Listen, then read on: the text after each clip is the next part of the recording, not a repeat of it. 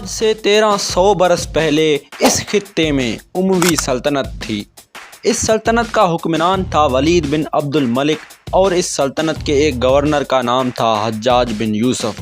دوستوں، حجاج بن یوسف نے سندھ پر حملے کا حکم کیوں دیا اور وہ سپہ سالار کون تھا جس نے چھوٹی سی عمر میں سندھ کو فتح کیا اور پھر بعد میں اس کا انجام کیا ہوا؟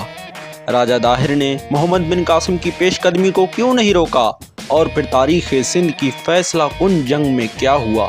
سندھ کیسے عربوں کے قبضے میں چلا گیا؟ میں ہوں غلام عباس اور آپ دیکھ رہے ہیں H4 ہسٹری میں۔ ہم آپ کو تاریخ سندھ کی پہلی قسط میں یہی سب کچھ دکھا رہے ہیں۔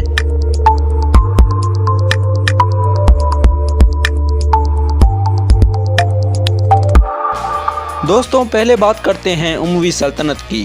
اموی سلطنت 661 میں قائم ہوئی تھی اور اس سلطنت پر کئی عرب خلیفاؤں اور عرب گورنروں نے حکومت کی تھی۔ ایسے ہی 705 میں ولید بن عبد الملک اس سلطنت کا نیا خلیفہ بنا اور اس کا ایک گورنر تھا حجاج بن یوسف جو کہ 692 میں ہی اس سلطنت کا گورنر بنا۔ اب بات کرتے ہیں سلطنت سندھ کی۔ سلطنت سندھ کا حکمران تھا راجہ داہر جو کہ 663 میں اس سلطنت کا حکمران بنا۔ راجہ داہر نے 45 سال اس سلطنت پر حکومت کی اور اس کے بعد یہ سلطنت عربوں کے قبضے میں چلی گئی۔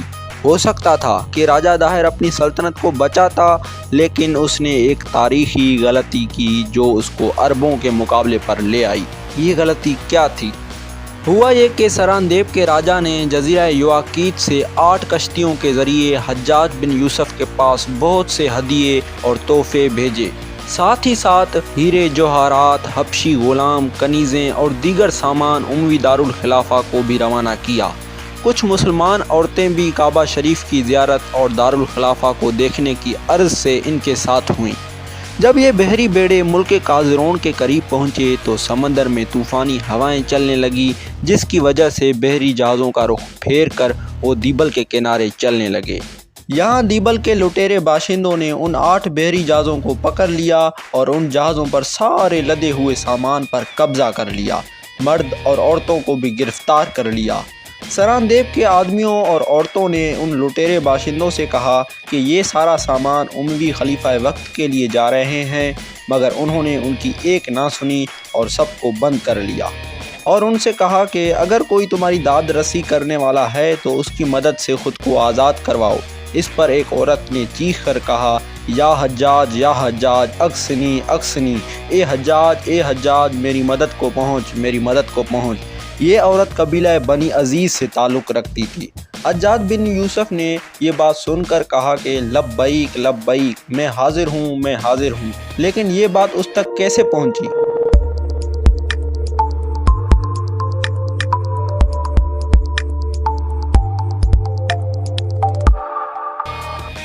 ہوا یہ کہ جب دیبل کے تاجر اموی دارالخلافہ آئے تو ان کے ساتھ وہ لوگ بھی شامل تھے جو اس بحری بیڑے سے بچ نکلے تھے۔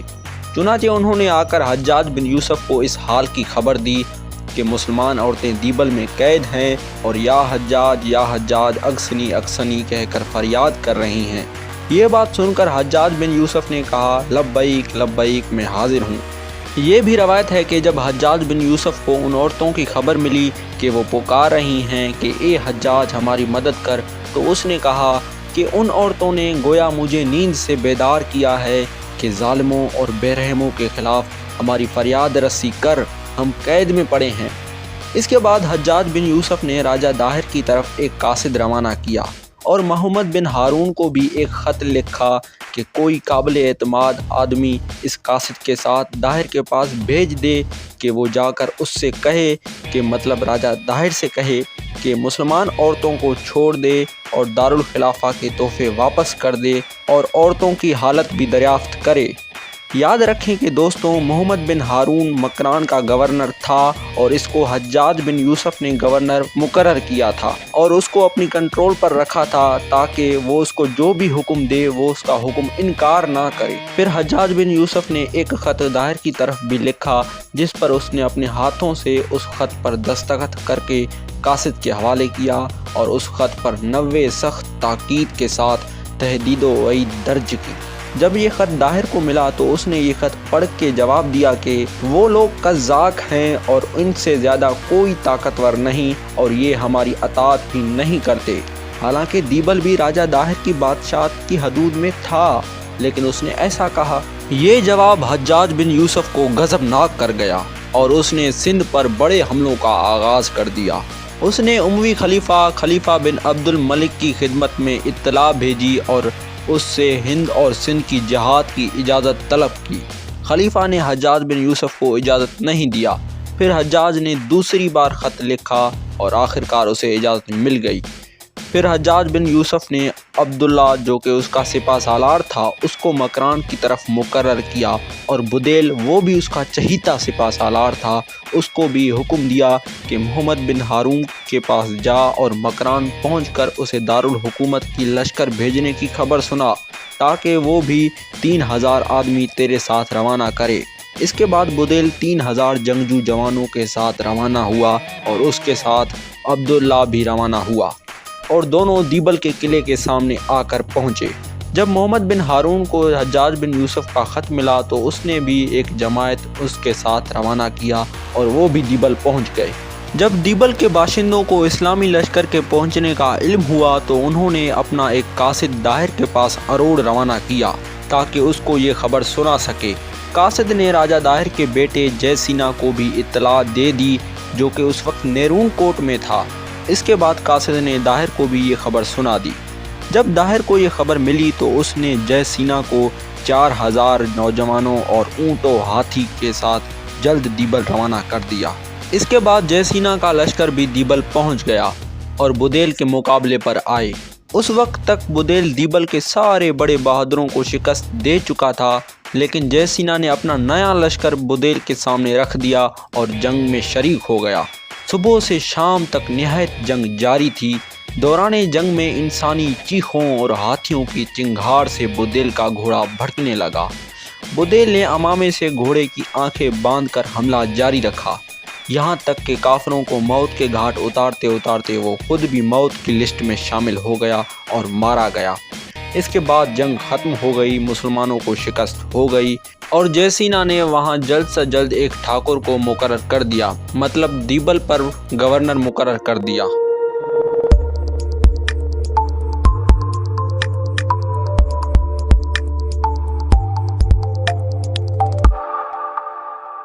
فتح نامہ سندھ میں لکھا ہے کہ جب حجاج بن یوسف کو بدیل کی موت کا علم ہوا تو اس نے مسجد کے اذان دینے والے سے کہا کہ تم جب بھی نماز کے لیے اذان دو تو دعا میں مجھے بدیل کا نام یاد دلاتے رہنا تاکہ میں اس کا انتقام لے سکوں۔ اس کے بعد اس لشکر کا ایک آدمی حجاج بن یوسف کے پاس آیا اور جنگ کا حال بیان کرتے ہوئے بدیل کی بہادری اور اس کی مردانگی کا بھی ذکر کیا۔ اس نے کہا کہ میں اس جنگ میں شریک تھا اور بدیل کی بہادری اور اس کی مردانگی کو دیکھ رہا تھا جو اس نے اس جنگ پر دکھائی تھی۔ اس شخص نے جب بدیل کی بہادری کا ذکر ختم کیا تو حجاج بن یوسف نے اس سے کہا کہ اگر تو بھی بہادر ہوتا تو تو بھی بدیل کے ساتھ قتل ہو جاتا۔ یہ کہہ کر حجاج بن یوسف نے اسے سزا سنانے کا حکم دیا۔ فتح نامہ سندھ میں لکھا ہے کہ جب بدیل قتل ہو گیا تو نیرون کوٹ کے لوگ ڈر گئے کہ عربوں کا لشکر ضرور اس ظلم کا بدلہ لینے کے لیے آئے گا، اور ہم چونکہ ان کے راستے میں ہیں اس وجہ سے وہ اول ہم پر غصہ اتاریں گے اور ہم تباہ و برباد ہو جائیں گے۔ اس وقت نیرون کوٹ کا حاکم سندر نامی ایک شخص تھا۔ اس نے راجہ داہر کو بغیر اطلاع دیے اپنے کچھ قابل اعتماد آدمی حجاج کی خدمت میں بھیج کر امان نامہ طلب کیا اور خود پر خراج مقرر کیا اور وعدہ کیا کہ وہ خراج وقت پر ادا کرتے رہیں گے۔ حجاج نے انہیں امان لکھ دیا اور پختہ وعدوں سے نشکی دی اور کہا کہ ایسا طریقہ اختیار کرو کہ ہمارے قیدی رہا ہوں، ورنہ چین کی حد تک کافروں کو نہیں چھوڑوں گا اور اسلام کی تلوار سے انہیں ذلیل و خوار کروں گا۔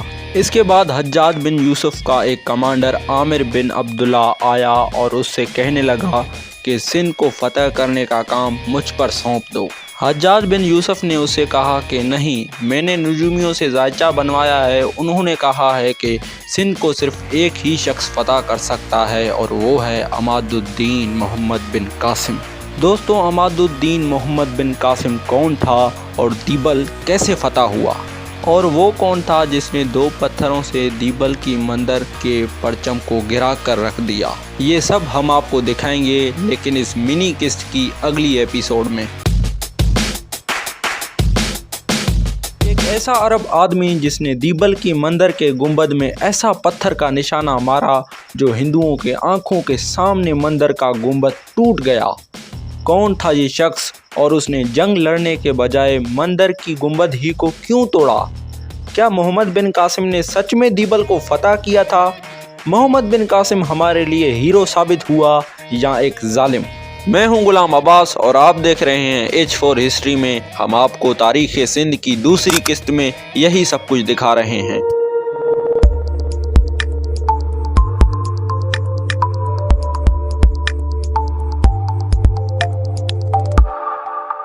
तो दोस्तों, कहाँ थे हम थे कि सिंध को सिर्फ एक ही शख्स फतह कर सकता है और वो है अमादुद्दीन मोहम्मद बिन कासिम। मोहम्मद बिन कासिम जो कि हज्जाज बिन यूसुफ के चचा के बेटे का बेटा था और उसका नवासा भी था, और हज्जाज ने अपनी बेटी का रिश्ता मोहम्मद बिन कासिम से तय कर दिया और उससे वादा किया कि अगर तू सिंध को फतह करेगा तो मैं तुझे वहाँ का गवर्नर मुकर्रर कर दूंगा। उस वक़्त तक मोहम्मद बिन कासिम की एक रेफरेंस के मुताबिक उसकी उम्र 17 बरस थी और दूसरी रेफरेंस के मुताबिक उसकी उम्र 27 बरस थी। हमने बड़ी दयानतदारी से ये दोनों रेफरेंस आपके सामने रख दिए। अब आप इन दोनों रेफरेंस में से जिसको सही कहें। इसके बाद हज्जाज बिन यूसुफ ने खलीफा वक्त वलीद बिन अब्दुल मलिक के पास एक ख़त भेजा जिसमें उसने हिंदुस्तान के फतह करने की इजाज़त तलब की। खलीफा ने लिखा कि वो कौम जाहिल है और मुल्क भी बहुत दूर है और लश्कर और इस्लाह-जात जंग वगैरह की तैयारी और बंदोबस्त पर भी बड़ी रकमें खर्च होंगी और बैतुल माल पर भी बड़ा बोझ लगेगा, जो कि बड़ी ख़राब बात है। चुनांचे इस मामले में तौक़ुफ़ करना चाहिए, क्योंकि जब भी लश्कर जाता है मुसलमान हलाक हो जाते हैं। इसके लिए कोई तदबीर सोचनी चाहिए। फिर हज्जाज बिन यूसुफ ने दूसरी बार ख़त लिखकर वाज़ेह किया कि ए अमीरुल मोमिनीन, कितना वक्त गुजर गया है कि मुसलमान कैदी काफिरों के हाथों गिरफ्तार हैं और इस्लाम का लश्कर एक बार शिकस्त खा चुका है और इसका बदला लेना और मुसलमानों को आज़ाद करना ज़रूरी है।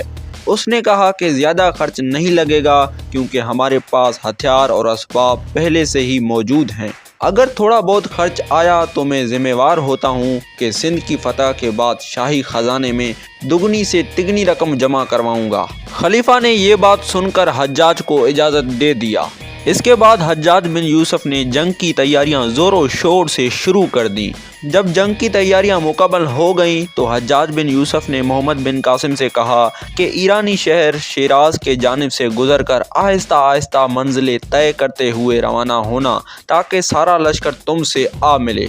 मोहम्मद बिन कासिम ने ऐसा ही किया और अपना लश्कर लेकर शिराज की जानिब रवाना हुआ और शिराज पर उसने 6 माह इंतज़ार किया, क्योंकि उसको अभी दूसरी फ़ौज की भी क़यादत करना थी और वो अभी नहीं पहुंची थी। चुनांचे 6 माह गुजरने के बाद 6000 नौजवानों की तरबियत याफ्ता फ़ौज और 3000 ऊँटों की एक छोटी सी फ़ौज जिसमें हर ज़रूरत का सामान लदा हुआ था, वो मोहम्मद बिन कासिम की मदद के लिए पहुँच गई।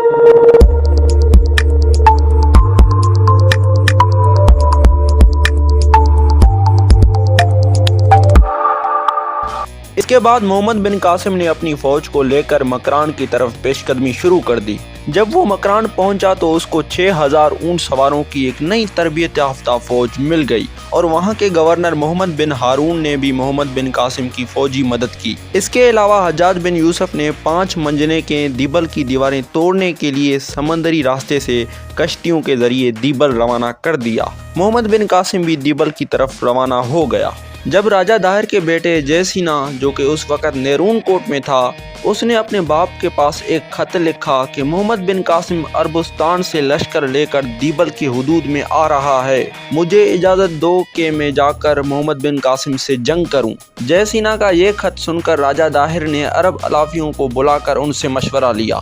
अरब अलाफियों ने राजा दाहिर से कहा कि मोहम्मद बिन कासिम हज्जाज बिन यूसुफ के चचा का लड़का है और ये बहादुर लश्कर लेके आया है और इसके लश्कर में एक ऐसा आदमी भी है जो सिर्फ राजा दाहिर को कत्ल करने के लिए आया है, सो बेहतर यही होगा कि आप इनसे मुकाबला ना करें।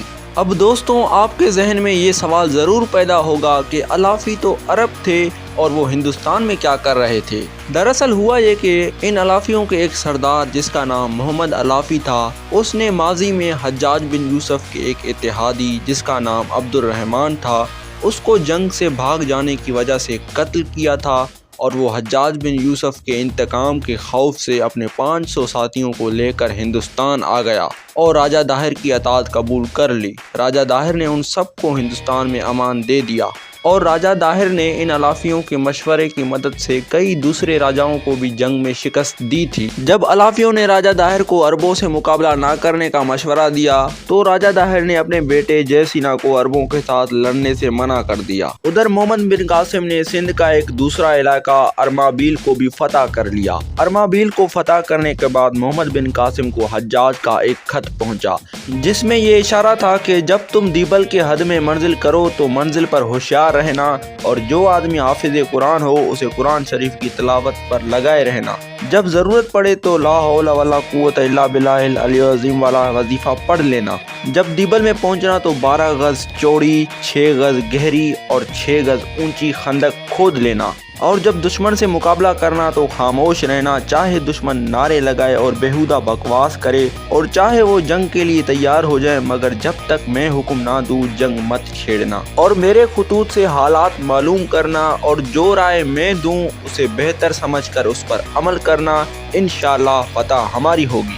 جب محمد بن قاسم دیبل پہنچا تو اس نے حجاج بن یوسف کے باتوں پر عمل کیا اور ایک خندق کھود ڈالی۔ ادھر سمندری راستے سے بھی منجنیقیں بھی پہنچ گئی، چنانچہ ان کو اپنی جگہ پر رکھ دیا گیا۔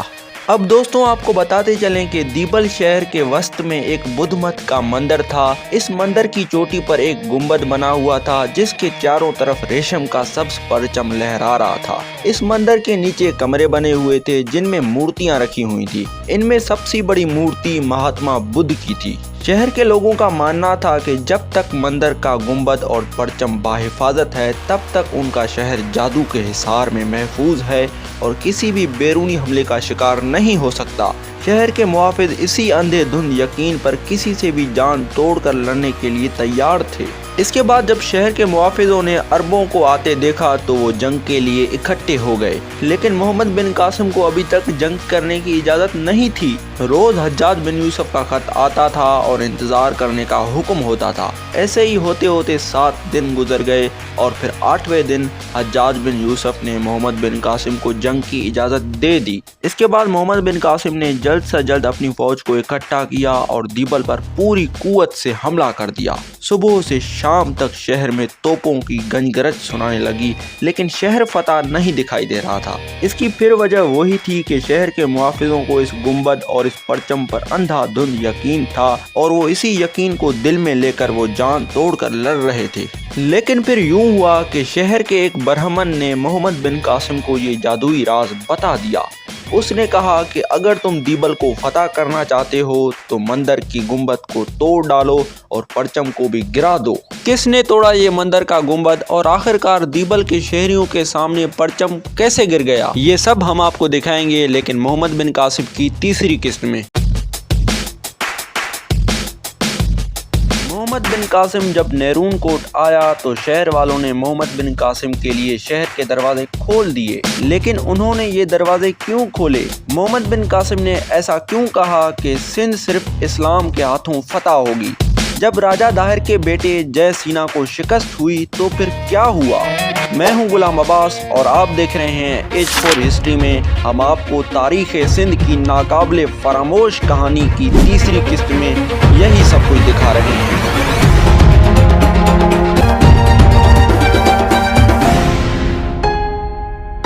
جب محمد بن قاسم کو اس ہندو برہمن کی اس جادوئی بات کا علم ہوا تو اس نے اپنے ایک منجنیق کے کمانڈر جونا سے کہا کہ اگر تم مندر کے گنبد کو توڑ دو گے اور پرچم کو بھی گرا دو گے تو میں تمہیں 10,000 دینار دوں گا۔ جواب میں جونا نے کہا کہ اگر میں یہ کام 3 پتھروں کی مدد سے نہ کر سکا تو میرے دونوں ہاتھ کاٹ دیے جائیں۔ یہ بات سن کر محمد بن قاسم نے اپنا سر ہلا دیا۔ جب دوسرے دن کا سورج طلوع ہوا تو اسلامی لشکر نے شہر پر تیروں کی بارش کر دی۔ उधर ज्योना भी मंजर एक के करीब आया और उस पर पत्थर रखकर अल्लाह अकबर का नारा बुलंद करके ऐसा निशाना मारा जो पहले पत्थर से मंदिर का परचम लकड़ी से अलग हो गया। ये देखकर ज्योना ने दूसरा पत्थर का निशाना मारा जो शहरियों के आंखों के सामने मंदिर का गुंबद टूट गया। ये मंजर देखकर दीबल के शहरियों और सिपाहियों के हौसले पस्त हो गए और वो इधर उधर भागने लगे। उन्होंने शहर के दरवाजे खोल दिए और वो मोहम्मद बिन कासिम से अमान तलब करने लगे। जवाब में मोहम्मद बिन कासिम ने उनसे कहा कि मुझे अमान देने की इजाज़त नहीं है।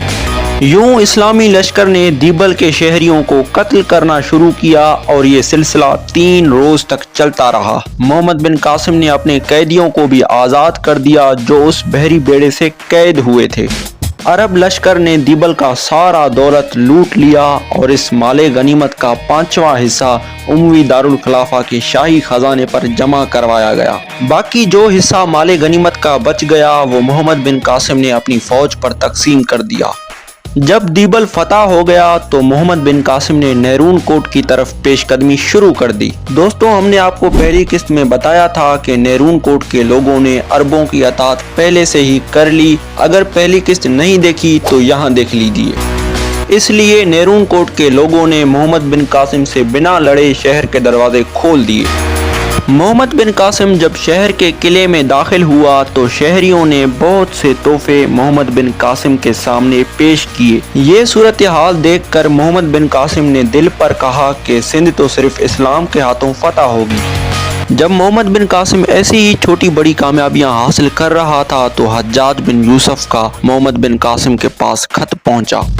हज्जाज ने मोहम्मद बिन कासिम से खत में कहा कि जल्द से जल्द दरियाए सिंध को अबूर करो और जाकर राजा दाहिर से मुकाबला करो। जब राजा को शिकस्त होगी तो सिंध में कोई भी मुकाबले वाला नहीं होगा। ये खत पढ़कर मोहम्मद बिन कासिम ने अपने लश्कर को तैयार किया और दरियाए सिंध के सामने आए। यहाँ पर मोहम्मद बिन कासिम ने अपनी फौज को हुक्म दिया कि वो दरिया में एक कश्तियों का पुल बनाए ताकि दरिया को पार किया जाए। जब कश्तियों का पुल बन गया तो मोहम्मद बिन कासिम ने अपने लश्कर से कहा कि दरिया को अबूर करो। इस्लामी लश्कर दरिया अबूर कर रही थी तो दरिया के मशरकी किनारे पर हिंदुस्तानी फौज पहुंच गई। ये सूरत हाल देखकर अरबों ने दरिया के मगरबी किनारे से हिंदुस्तानी फौज पर तीरों की बारिश कर दी, जिसकी वजह से हिंदुस्तानी फौज किनारे से भाग निकले। यूं इस्लामी लश्कर ने दरिया को बआसानी पार कर लिया। दरिया पार करने के बाद मोहम्मद बिन कासिम जिस मुकाम पर ठहरा था उसे जेवर कहते थे, यानी फतह की जगह। जब राजा दाहिर के वजीर को इस बात का इल्म हुआ तो वो राजा दाहिर से कहने लगा कि ये बुरा शगुन है, अब फतह अरबों को मिलेगी। राजा दाहिर ने गुस्से से वजीर से कहा कि मोहम्मद बिन कासिम जेवर में नहीं हड बारी पे उतरा है, जहाँ सिर्फ हड्डियाँ पहुँचती हैं।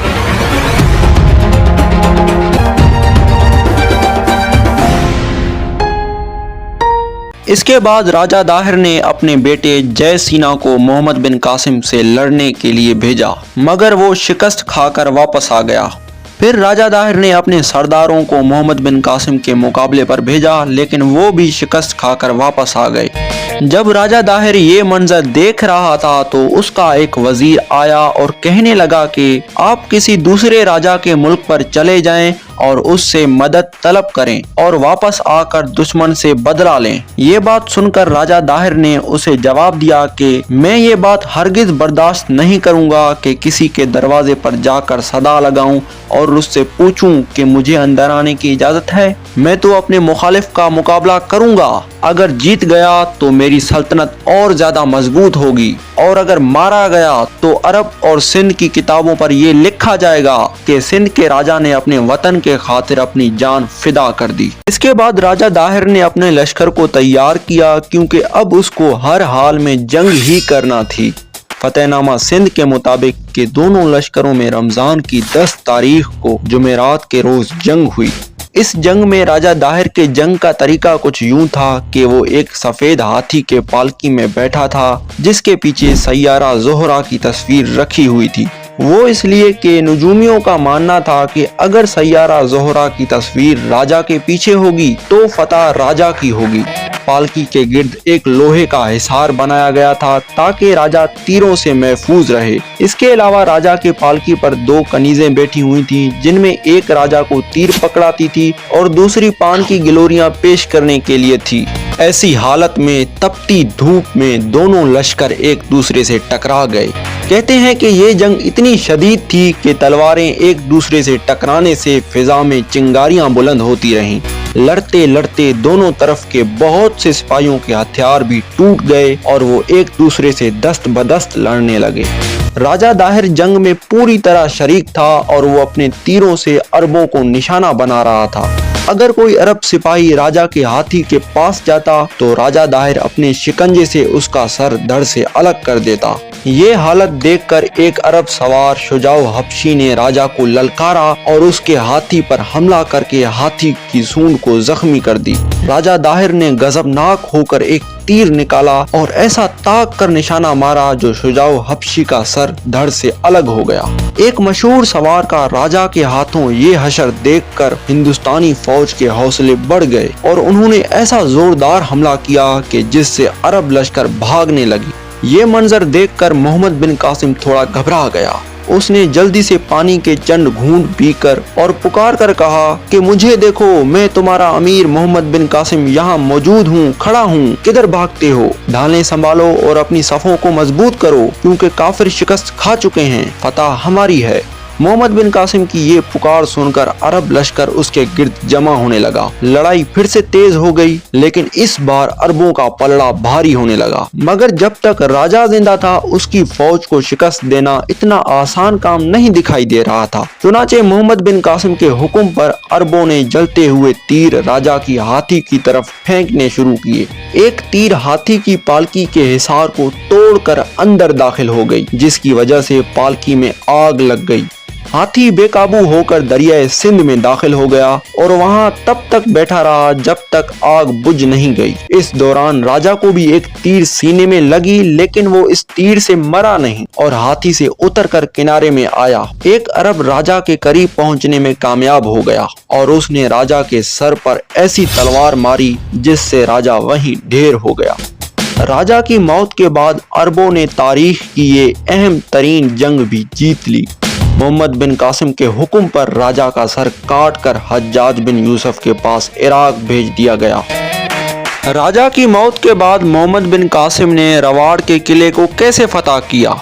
जब राजा दाहिर कत्ल हो गया तो उसका बेटा कहाँ चला गया? राजा को कत्ल करने के बाद मोहम्मद बिन कासिम ने सिंध पर कितनी फतुहात की? फातेह मोहम्मद बिन कासिम को आखिरकार क्यों टाट के कपड़े पहनाए गए? मोहम्मद बिन कासिम के आखिरी अल्फाज क्या थे? ये सब हम आपको दिखाएंगे, लेकिन अगली और आखिरी किस्त में। मोहम्मद बिन कासिम जब अरब वापस आया तो उसके हमवतनों ने उसके साथ क्या सलूक किया? राजा दाहिर को शिकस्त देने के बाद मोहम्मद बिन कासिम ने रवाड़ के किले को कैसे फतह किया और मोहम्मद बिन कासिम के वो आखिरी अल्फाज क्या थे? मैं हूं गुलाम अब्बास और आप देख रहे हैं एज फॉर हिस्ट्री में हम आपको तारीख़ सिंध की नाकाबिले फरामोश कहानी की चौथी और आखिरी किस्त में यही सब कुछ दिखा रहे हैं।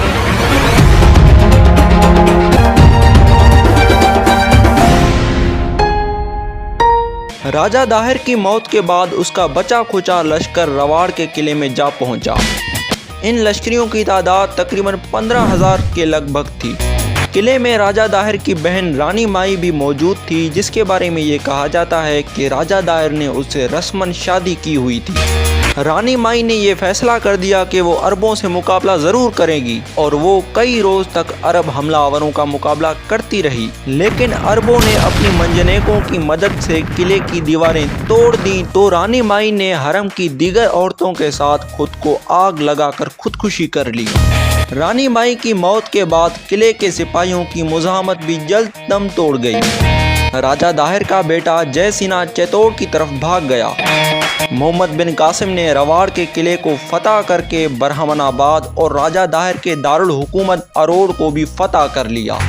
यूं उमवियों के सिपा सालार मोहम्मद बिन कासिम ने सिंध को भी उमवी सल्तनत में शामिल कर लिया। मोहम्मद बिन कासिम सिंध के जिस इलाके पर जाता तो लोग उसके इस्तकबाल के लिए ढोल बजाते हुए और फूलों के हार पहनाते।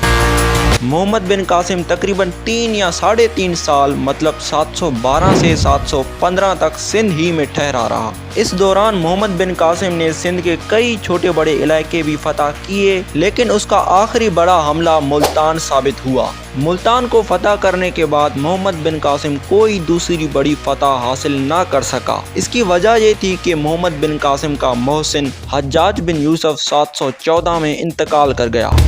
इस वाक़े के 1 साल बाद मतलब 715 में उमवी खलीफा वलीद बिन अब्दुल मलिक की भी मौत हो गई। वलीद की मौत के बाद उसका भाई सुलेमान खलीफा बना। सुलेमान अपने भाई वलीद के दौर में बहुत से गवर्नरों और जनरलों से दुश्मनी रखता था और उन्हें सख्त सजाएं देना चाहता था। इन गवर्नरों में एक गवर्नर हज्जाज बिन यूसुफ भी शामिल था। लेकिन जब सुलेमान खलीफा बना तो हज्जाज तो मर चुका था, मगर सुलेमान ने उसके रिश्तेदार मोहम्मद बिन कासिम से बदला लिया। सुलेमान ने खलीफा बनने के बाद यजीद बिन अबी कबशा को सिंध का वाली मुकर्रर किया। यजीद ने सिंध पहुंचते ही मोहम्मद बिन कासिम को गिरफ्तार कर लिया। उसको मुजरमों की तरह टाट के कपड़े पहनाए गए, हाथ में हथकड़ियाँ और पैरों में बेड़ियाँ डालकर इराक रवाना कर दिया। इराक पहुंचते ही मोहम्मद बिन कासिम को वासित के एक जेल खाने में कैद कर दिया गया। यहाँ मोहम्मद बिन कासिम को हर तरह की सज़ाएं दी गईं और आखिर तकलीफ और मुसीबत झेल कर मोहम्मद बिन कासिम उसी जेल में इंतकाल कर गया। मोहम्मद बिन कासिम की रूह जिस वक़्त परवास कर गई वो 715 का वक्त था। कहते हैं कि मोहम्मद बिन कासिम के आखिरी अल्फाज थे कि लोगों ने मुझे ज़ाया कर दिया और देखो किस जवान को ज़ाया किया, वो जवान जो मुसीबत के दिन काम आता है और वो जवान जो सरहदों के दिफा के लिए बेहतरीन है। दोस्तों, ये जो आप स्क्रीन पर मस्जिद देख रहे हैं, इसके बारे में कहा जाता है कि ये मस्जिद मोहम्मद बिन कासिम ने तामीर करवाई थी। तो दोस्तों, मोहम्मद बिन कासिम ने सिंध कैसे फतह किया, आज ये सीरीज़ यहाँ पर मुकम्मल होती है। अगर आपने ये सीरीज़ शुरू से नहीं देखी तो यहाँ देख लीजिए। दोस्तों, आप हमें कमेंट्स पर बताइएगा कि ये हमारी सीरीज़ आपको कैसे लगी और ये भी बताइएगा कि अगली सीरीज़ आपको किस टॉपिक पर चाहिए, हम ज़रूर बनाएंगे आपके लिए। तो दोस्तों, वीडियो को लाइक कर दें, चैनल को सब्सक्राइब कर दें। मिलते हैं अगली वीडियो में। ओके, अल्लाह हाफिज़।